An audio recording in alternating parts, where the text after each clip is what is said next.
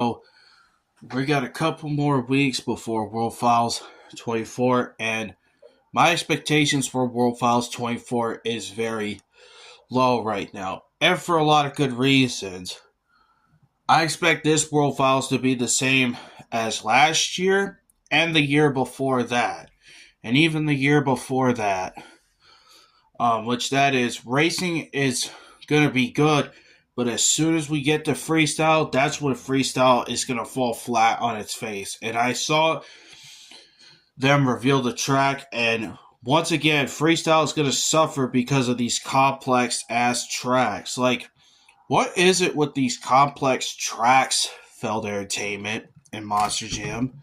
Like, what's with all these complex freestyle tracks? Like, this just needs to stop. Sometimes the simpler the better, if you ask me. You know, but yeah, I'm just really not expecting much out of this World Files. I mean, last year in freestyle, only three trucks won freestyle. I would say World Files 23 easily surpassed. Well, not even surpassed. It's just as bad as World Files 5. World Files 5 had an awesome track, but the freestyle absolutely sucked. That's what World Files 23 was last year. It just absolutely sucked. What makes this World File, I bet you World Files 24 is going to probably take the cake as the worst World Finals. This whole 2-day format, the new format just absolutely sucks. Makes zero sense. And I normally don't like to wish failure on nobody, but if I had to wish failure, I hope that this World Files blows up in their face. I hope this is enough for Feld Entertainment and Monster Jam to get their shit together and start listening to the fans again. Because it's quite evident, people, they don't care about us fans. They don't. And I've been saying this for years and years and years. They just don't care about us. They only care about the money. And that's all this World Files is. It's just a cash grab. And like I said in my last video, you know, for all you people that bitched about it, why are you still going to it? You know, that just doesn't make any sense. You know, it kind of reminds me of the Call of Duty community. The Call of Duty community is very similar to the way and just how hypocritical they are. They're very, very similar. Call of Duty fans always complain about how the next Call of Duty is gonna suck and it's gonna blah blah blah. But as soon as the game comes out, they go and buy it. Like, you guys are absolute hypocrites. Like, anyone that's like that, you're a hypocrite. Flat out. But I've even seen where they're bringing back nostalgia. They're bringing back Gravedigger the Legend, several pay schemes. I mean, guys, this is just... I absolutely agreed with Critical Creeper. Shout out to him, by the way. This is just nostalgia bait, and this is Monster Jam's desperation to make money. Like, they are so desperate to try to sell out for this World Files. Like as if this is going to change people's opinion. Regardless of what you did with this Monster Jam and Feld, this still does not change my opinion about the World Finals at all. In fact, that lets me know that you guys are so desperate for money. That lets me know right there that you are desperate for money. Am I surprised that they did this? No. I knew that they were going to do something like this. They were going to pull stuff like this.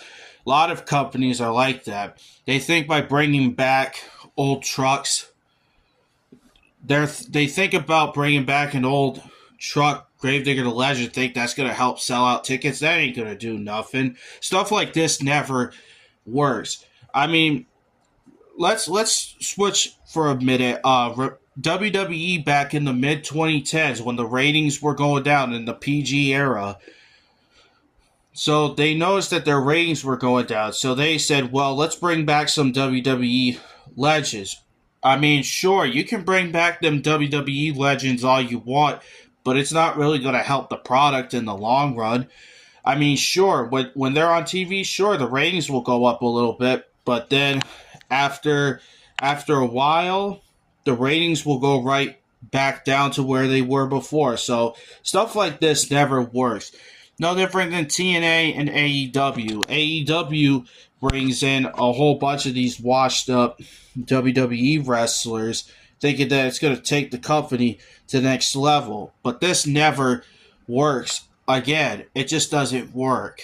So you can try and bring back as much nostalgia bait to the fans. It still does not change our opinion on what the overall product is.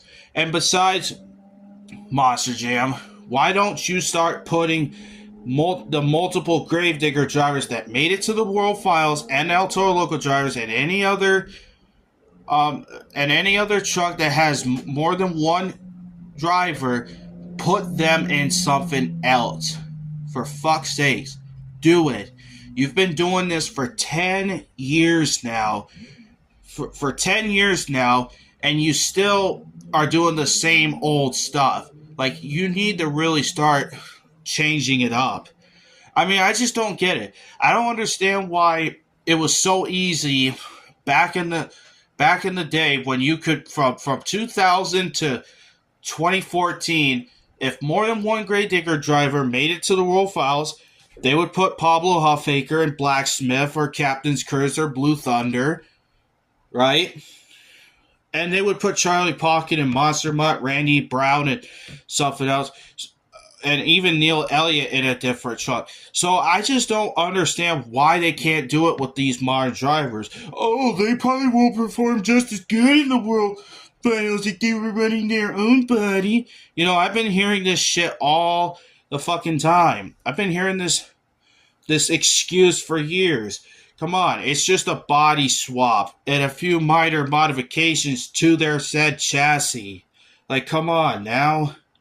This is just stupid. If Charlie Pocken back then could drive Gravedigger 15, he could drive a Monster Mutt on the PEI chassis. And Charlie Pocken could drive any monster truck chassis if he wanted to. Even a Wilmot if he wanted to. So I just don't understand that whole part, but I guess I'll never understand. So yeah, people, my expectations for World Finals 24 is pretty low, and I hope that this blows up in their face, and hoping that this will get their shit together once and for all.